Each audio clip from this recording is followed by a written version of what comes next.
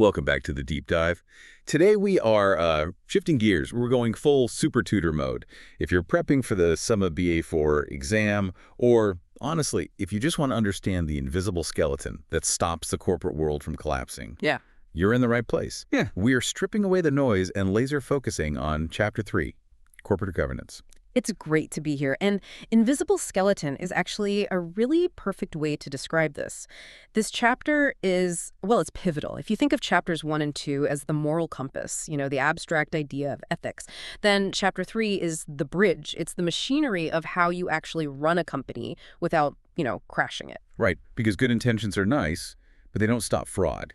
We're moving from what is right to how to make sure people actually do what is right. So for you listening right now, what's our specific mission today? Our goal is to help you memorize the structures, the definitions, the whole rationale of corporate governance. But we're not just reading a list, we're decoding it. We need to cover why governance is necessary, that tension between strict laws and flexible codes, the global blueprint from the OECD, IFAC's drivers for success, and finally, CIMA's own proposals for reporting.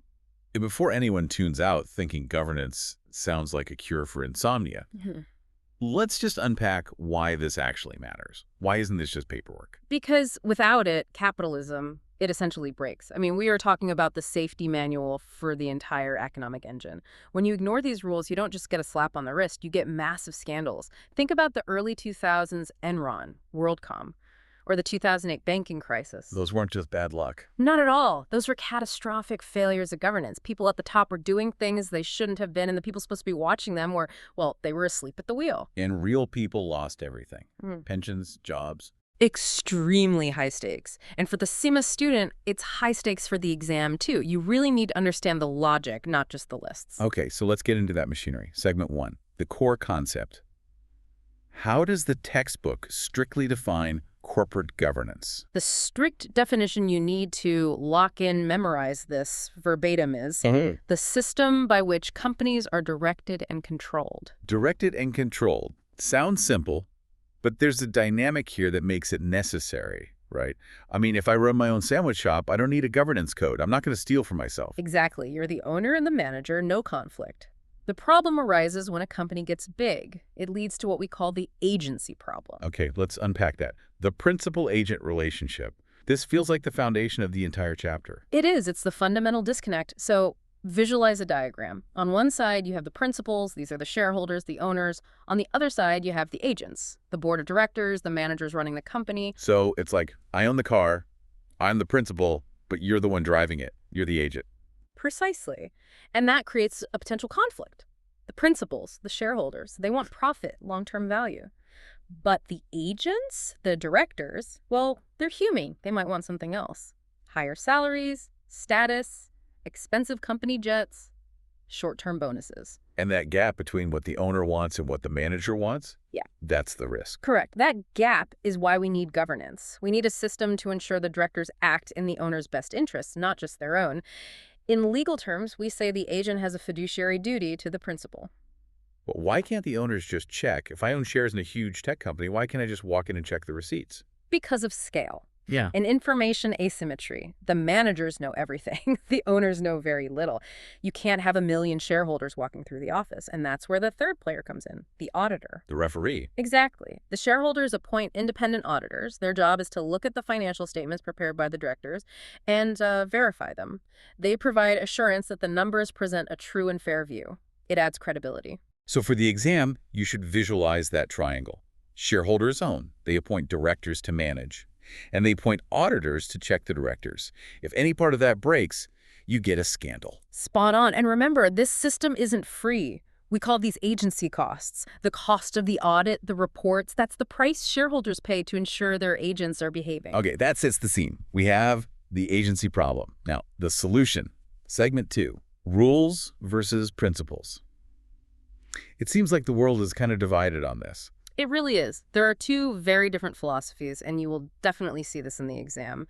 On one hand, you have the rules-based approach. This is heavily associated with the USA. Think law and order. Very much so. The prime example is the Sarbanes-Oxley Act, or SOX. In a rules-based system, the governance is encoded in strict law. You have a rigid checklist. You must do X, Y, and Z. If you don't, you could face criminal prosecution. It's a tick box approach. It's binary. You did it or you didn't. Exactly. Then, conversely, you have the principles-based approach. This is the method favored by the UK. An example here is the UK Corporate Governance Code. It's based on a framework of best practices, not rigid statutes. And there's a golden phrase here that everyone listening needs to get tattooed on their brain. Comply or explain. Let's break that down. Comply or explain sounds a bit soft compared to do it or go to jail. Isn't it just a loophole? It's subtler, but not necessarily softer. It relies on market forces. It means that listed companies are expected to comply with the code. However, the regulator recognizes that one size doesn't fit all. If a company can't comply or chooses not to, they aren't thrown in jail. Instead, they must explain to the shareholders why they haven't complied. So it offers flexibility. It does. It treats shareholders like adults who can judge if the explanation is valid. For example, the code might say the CEO and chairman must be different people. But maybe in a small, growing company, the founder does both for a year. Under comply or explain, they can, as long as they tell the shareholders why. I see. I like the analogy of driving here. The rules-based approach is like a speed camera. The limit is 50. You do 51, you get a ticket. No arguments. That's a great analogy. And the principles-based approach is more like a law that says drive safely for the conditions. It requires judgment and trust. If you're driving slowly because of ice, you're complying with the principle of safety. But doesn't comply or explain assume the shareholders are actually reading the explanation. That is its weakness. It absolutely relies on shareholder activism. If the shareholders are passive or if the explanation is just boilerplate nonsense, the system fails, which is why the quality of reporting is so critical, which we'll get to later. Got it. So USA is rules, UK is principles. Yeah. Now let's zoom out. Segment 3. We're looking at the global blueprint, the OECD. Right. The Organization for Economic Cooperation and Development, think of them as the global architects. They don't write the laws for every country, but they set the 6 core principles that countries use as a model. 6 of them. Okay, I'll tee them up. You explain the why. Principle 1, transparent and fair markets. This is the playing field. The governance framework has to be consistent with the rule of law.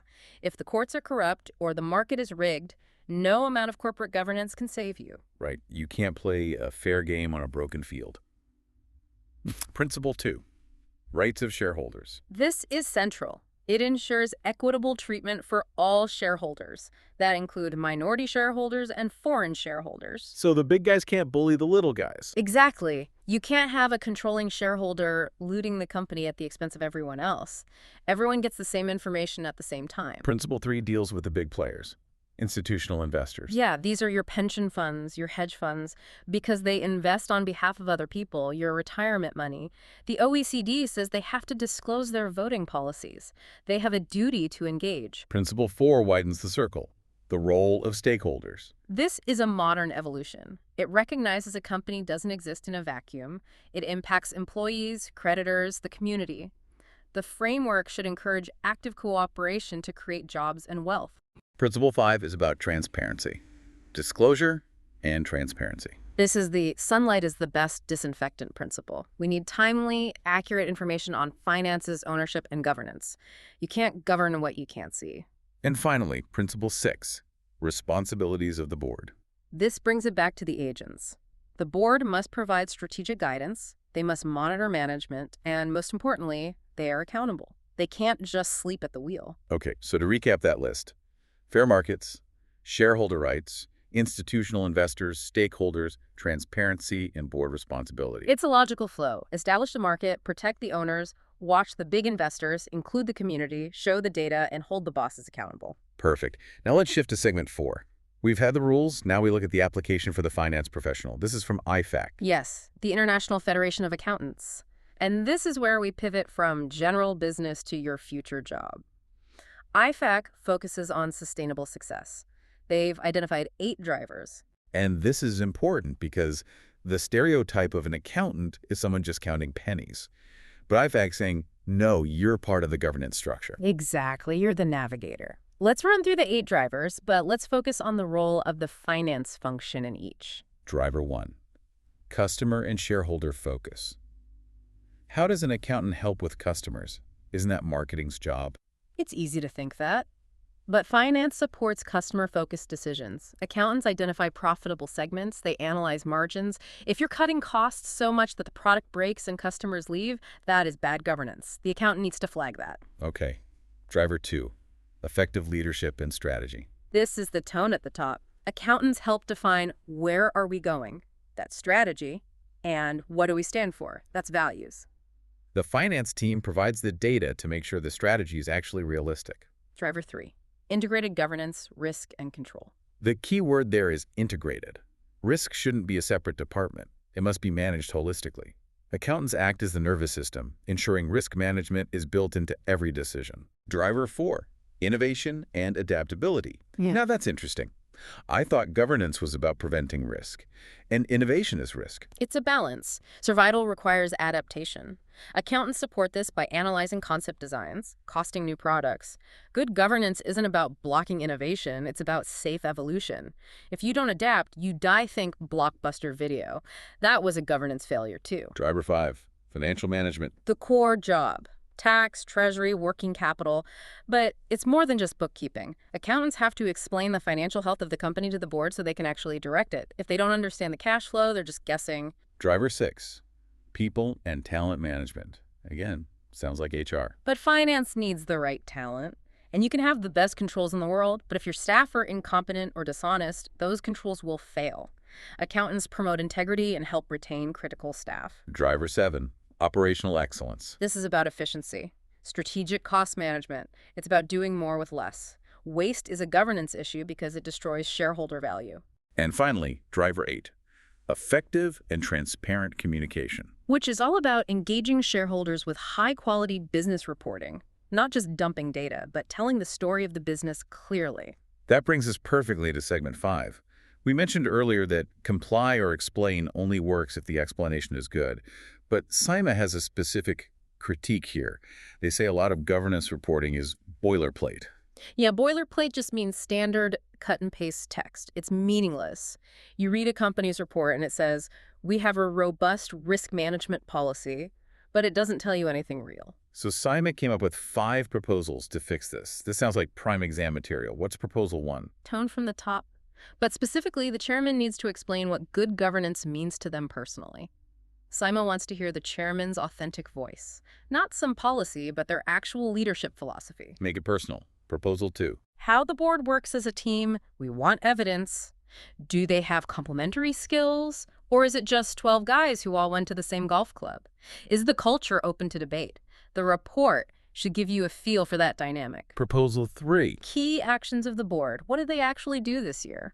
Don't just list the committee meetings. Right, that tells me nothing. Exactly. Tell us about the key events. Did they navigate a merger? A cyber attack? Show your work? Prove you were steering the ship? Proposal 4. Board effectiveness. A rigorous process to assess performance. The report should be honest. It's refreshing when a board says, we found we were weak in digital strategy, so we hired a tech expert. That shows underperformance is being fixed. That takes some vulnerability, which corporations aren't known for. It does, which is why it's rare. But that is what CIMA is pushing for. Vulnerability creates trust. And proposal 5. Communication and engagement. Basically telling the company's story consistently to different audiences. A fund manager needs different info than a pension fund. The report should address those different needs clearly. So, to summarize CIMA's wish list, no more copy-paste. Personal tone, team dynamics, actual actions, self-assessment, and targeted communication. Precisely. If you can remember those 5, you're in good shape for those reporting questions. Okay, we've covered a huge amount of ground. Let's bring it in for a landing with a reflective summary to make sure all of this sticks. Right, let's look back at the journey. We started with the why, the agency problem. Shareholders, the principals, need to trust directors, the agents. Governance is the bridge across that gap. Then we looked at the how. The U.S. uses strict rules, while the U.K. uses flexible principles, that whole comply or explain idea. We walked through the blueprint, the 6 OECD principles that set the global standard. We checked the engine, the 8 IFAC drivers where you, as an accountant, ensure sustainable success. And we finished with the output, CIMA's 5 proposals to kill that boilerplate reporting and make governance real. For the students sitting in that exam hall, final tips. Look for the keywords. If you see fiduciary duty, think principal agent. Comply or explain is the UK principals approach. If the question asks about stakeholders, remember the OECD. And always remember the big picture. Yes. Good governance isn't just red tape. This is the crucial takeaway. Governance lowers the cost of finance. If investors trust you, they will lend you money at lower rates. It pays to be good. Here is a final provocative thought for you to take away. If governance is all about trust and transparency, why do we still see so much boilerplate reporting? Is the next big shift moving from comply or explain to apply and explain? That is the big question, moving from checking a box to actually demonstrating the values in action, a shift from form to substance. Something to mull over. Before you walk into that exam, visualize that agency diagram one last time. Owners, directors, auditors, the triangle of trust. You've got this. Thanks for listening to The Deep Dive. Good luck with your studies.